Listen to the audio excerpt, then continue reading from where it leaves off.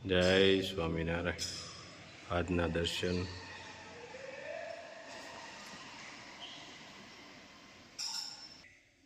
જય વિઘ્ન વિનાયક દેવ, જય કષ્ટભંજન દેવ. જય સ્વામિનારાયણ. જેનું સર્જન થયું છે એનું વિસર્જન પણ નક્કી છે. બસ આજ સમજાવવા ગણેશજી આવે છે. જય સ્વામિનારાયણ. Good morning. જય સ્વામિનારાયણ, જય સિયારામ, જય શ્રી કૃષ્ણ, જય માતાજી, ઓમ નમઃ શિવાય. સત્યમે વિજેતા સિદ્ધેશ્વર મહાદેવની જય.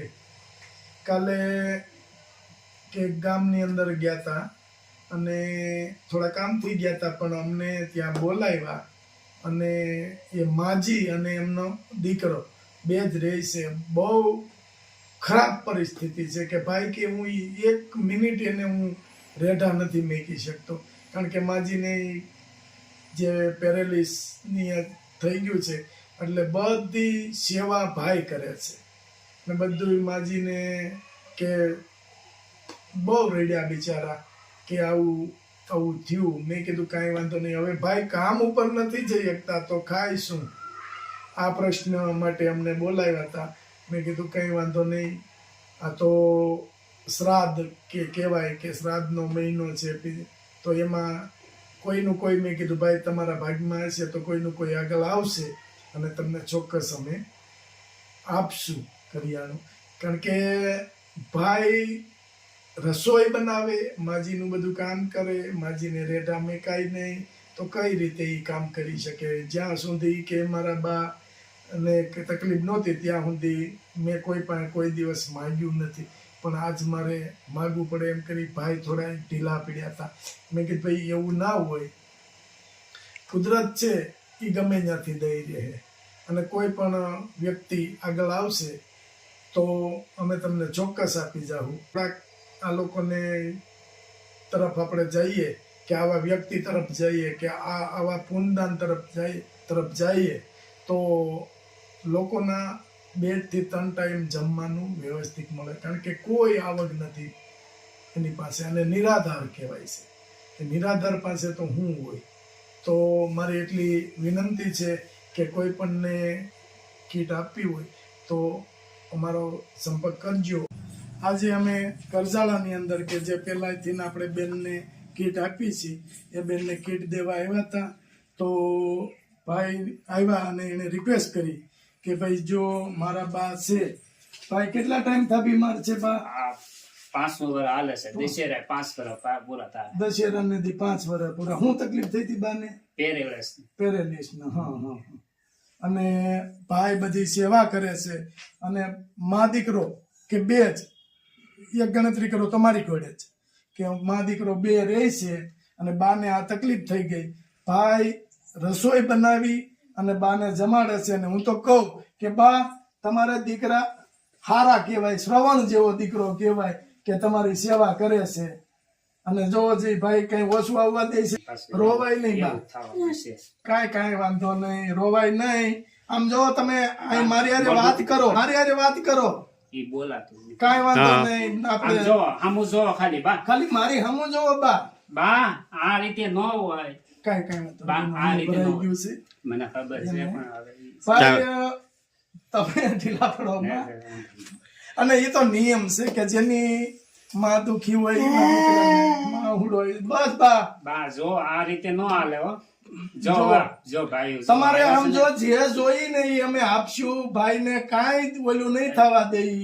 તમે હાવ રોવાનું બંધ કરી દો. પાણી પી લ્યો, જરાક પાણી પી લ્યો. હા, રોવાય નહીં બા, પાણી પી લ્યો. જો હું પાણી પાઉં બા. અને આમ જો એમ આનંદમાં રહેવાનું, ભગવાનનું નામ લ્યો. તમારે બા એવું રાખવાનું, મારા દીકરા જ છે એવું નહીં રાખવાનું. તમારા ભાગ હારા છે બા, હું કરું છું સેવા. અને ભાઈ જો આથી રસોઈ બનાવી અત્યારે ચાલુ જ છે કામ બાન, જમાડે છે. અને બા તમારે એવી ઉપાધિ કરવાની હોય, ભગવાન જેવડો ધણી છે, ઈશ્વર ઉપર ભરોસો રાખો, બધું થઈ જશે. અને અમે એ માટે જ આવ્યા છે કે ભાઈને તકલીફ ન પડે બા હાટુથી, એટલા માટે. તો આ બાને અને ભાઈને કીટની જરૂર છે. કોઈ પણ ને કીટ આપવી હોય તો અમારો કોન્ટેક્ટ નંબર છે 9903313006. આ નંબર ઉપર કોન્ટેક્ટ કરજો અને 100% કે તમારું દાન અહીંયા આવશે તો એ લેખે દાન છે. કારણ કે આપણે નજર સામે જ જોઈએ છીએ પણ અને છતાંય જો બાને પેરેલિસની તકલીફ છે બધું ભાઈ અહીંયા જ કરાવે છે.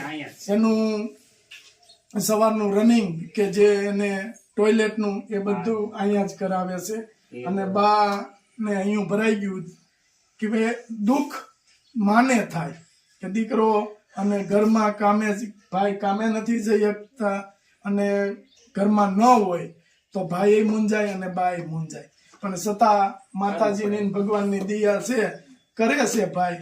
પણ નાના તમને ચોક્કસ આ ફેરે અમે 1-2 દિવસમાં આવશું એટલે તમને કરિયાણું અમે આપશું અને અમે કરિયાણું છે ને ભાઈ તમારે 5 થી 6 મહિના હાલે ને એટલું કરિયાણું અમે આપીએ છીએ. અને આગળ જતાય પછી કોઈ પણ દાતા એવા હશે કે આપો તો તમારે આગળ જતાય તારે આવશે એટલે તમે ઉપાધિ પેલા છે ને પેલા તો ખાધી કરી દવાખાને લઈ જતો વ્હીલચેર માં બેહી શકતા. હા અને હવે એવું છે કે વ્હીલચેર માં બેહી નહીં શકતા. હવે એની જે દવા આવે ને એ રોકડે થી મગાવી પડે. દવા વૈયા તો આ રે નહીં તકલીફ થઈ જાય. હવે નકર તો મારે ખાધી કરી એમનું ફ્રી માં દવા આપી કુંડલાથી હવે મગાવી પડે.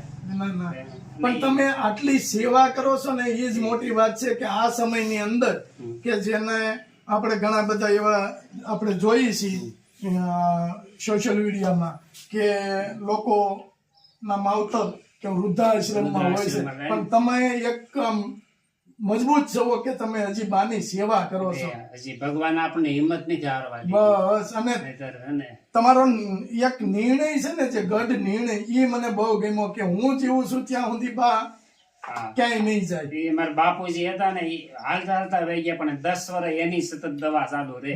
અને હું કુંડલે નેહડી કામે જતો મોડો જાવ વેલો વહી આવું. આ માળી થી થોડું ઘણું થાતું બરોબર થોડું ઘણું કરીને કામે જતો ને પાછો આવતો. હવે તો બહાર થી રેઢા મેકાય જ નહીં. 1 મિનિટ ભાઈ રેઢા નો મેકાય ક્યાંય નહીં જવાતું. ન જવાય કારણ કે બાને એને ટોયલેટ આતે જવું હોય તો ઉભા થઈ નહીં પડી જાય તો એથી ઉભા નહીં.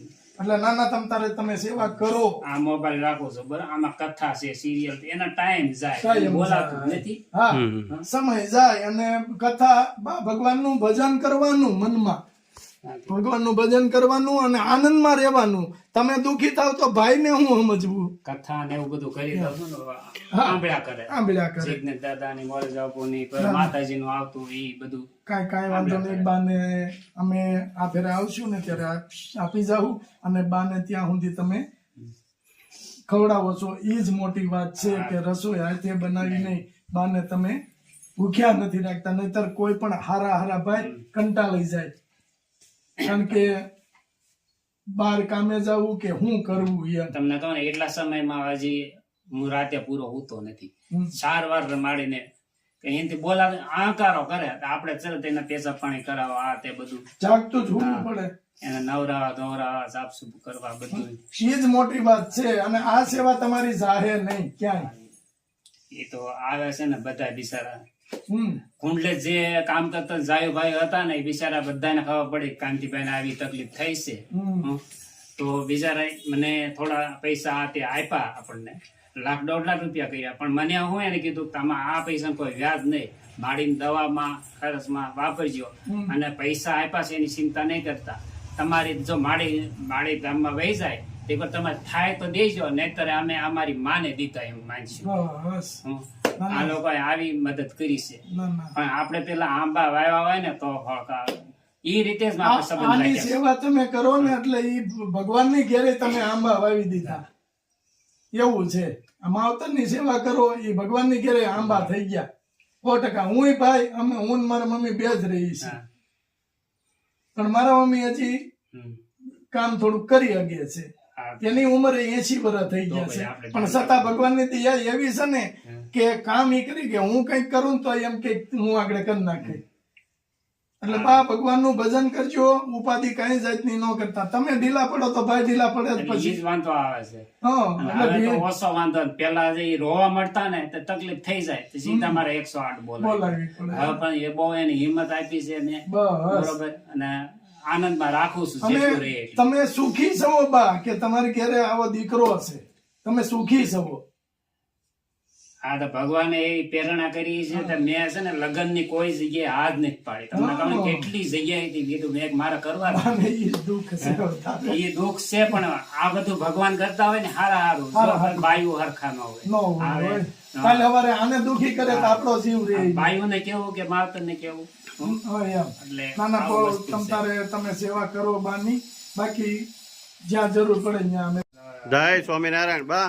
એમાં હરિભગત બસ. છે. હરિભગત છે મારા બાપુજી ને બહુ ભગવાન એક જ કુટુંબ હતું અમારે હરિભગત નું. હા હા અરે પણ તને કહો ને બાપુજી ગયા શનિવાર ની એની તકલીફ રાતે ઉભા થાય પાણી કાંતિ પાણી આવે ને પાણી આપવું ને સીધું એના બકવાટ ઉપડી જાય અને ઈ બોલતા જ રેકોર્ડિંગ કઈ શું ને હાદો મોબાઈલ હોય બરોબર એમ કેતા ભગવાન તમે મને તમારા સખામાંથી મોકલ્યો છે હવે તમે તમે ભેગો લઈ લ્યો તમે માણકી સડી મારી પાસે આવીને આમાં ઉભા છે એવું જ બોલ્યા આખી રાત બહુ બોલતા હતા પણ એને રવિવારે એ અહીંયા છે ને સાંજે કામે આવ્યો ને તે બસ એ પાણી નહોતું પીધું આવીને એને પાણી પાયું તુલસીને પાન મૂક્યું ને દાન બાપુ જગ્યામાં ઝાલર ડંકો પડ્યો ને પાણી વાતો આમ હાથ કરી હટાવી બાપુજી એ રીતે ગયા ભગવાનની એટલી દયા.